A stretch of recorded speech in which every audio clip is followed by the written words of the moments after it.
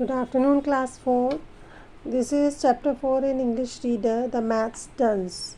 ठीक है, ये इस चैप्टर का नाम है द मैथ डंस, यानी कि एक ऐसा बच्चा जो मैथ्स में बहुत ही वीक था, उसको कुछ भी समझ में नहीं आता था. ठीक है, अब देखिए, पपिल्स मीन्स क्या होता है? स्टूडेंट. डम मीन्स डल विटेड, बहुत ही डम मतलब मूर्ख. एंड बॉदर मीन्स अनॉय, किसी चीज़ की चिंता करना. स्टूपिडेस्ट, डलेस्ट, सबसे ज़्यादा कमज़ोर. ठीक है. एनकरेज्ड टू गिव सपोर्ट, यदि कोई कमज़ोर है, उसको पढ़ाई समझ में नहीं आ रही है, तो उसको हमें क्या करना चाहिए? एनकरेज, उसको सपोर्ट करना चाहिए. Okay, now start this chapter. Last year in the local school there was a new maths teacher as well as some new pupils. Last year एक लोकल स्कूल में एक न्यू मैथ्स के teacher थे और उनके साथ साथ कुछ नए बच्चे भी थे.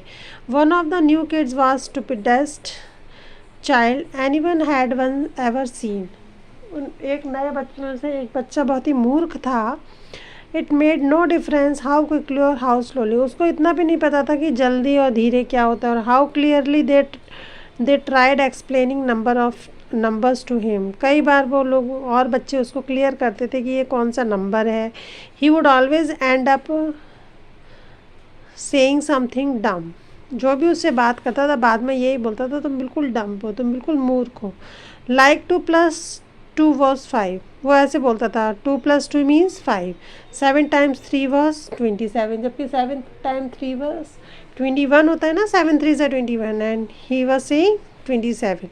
बिफोर दिस बॉय अराइव्ड, उस बच्चे के आने से पहले maths lesson had been the most boring of all.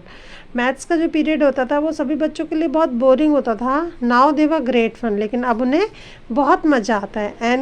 Encouraged by the new teacher, क्योंकि उनके न्यू टीचर उनको बहुत एनकरेज करते हैं.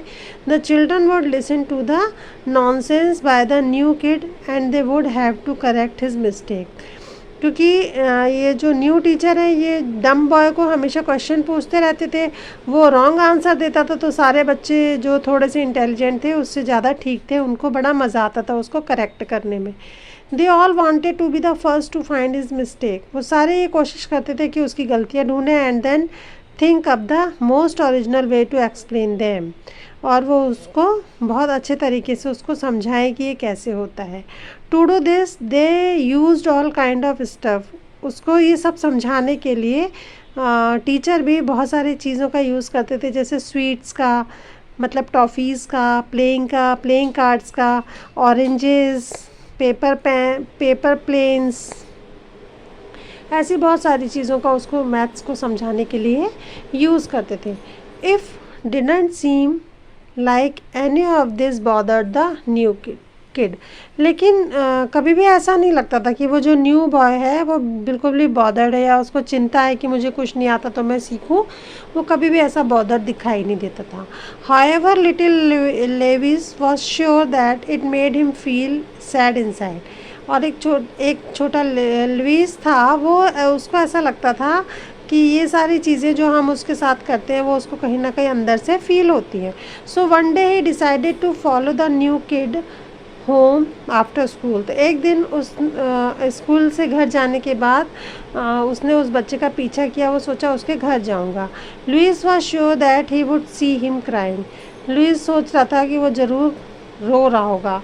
One day after leaving the school, एक दिन स्कूल छोड़ के the new kid walked a few minutes to a local park. तब वो लोकल पार्क में घूम रहा था नया बच्चा. And there he waited for a while until someone came along to meet him. तो उसने देखा कि वहाँ पे वो किसी का वेट कर रहा है और वहाँ पे कोई आया.